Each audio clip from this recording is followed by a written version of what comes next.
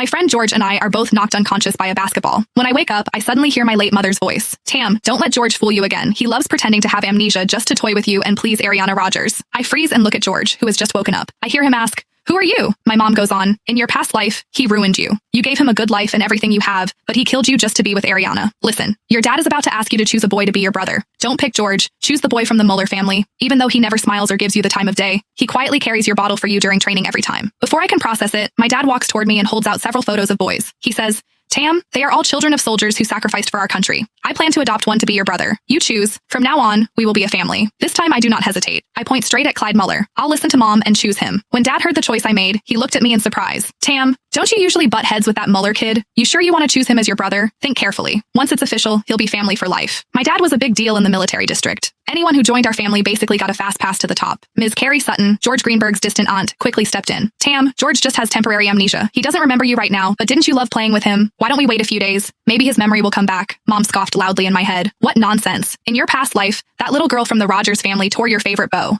You barely said anything, yet George locked you outside. You stood in the rain for so long you almost got sick. In the end, it was that Mueller boy who came looking for you with an umbrella. He kept saying what a hassle, but still draped his coat over you." Hearing that, something in my chest tightened. I didn't understand why mom kept talking about the past life, but every word weighed on me, like something heavy was pressing against my chest. Besides, Ariana Rogers had always been the person George cared about most. They were always playing house together, and I was the one left out. "Dad, I've decided. I want Clyde Mueller as my brother," I said firmly. Dad put the photos away and gently ruffled my hair. "All right, I respect your choice. In 2 days, I'll host a dinner and make it official." Mom let out a long breath.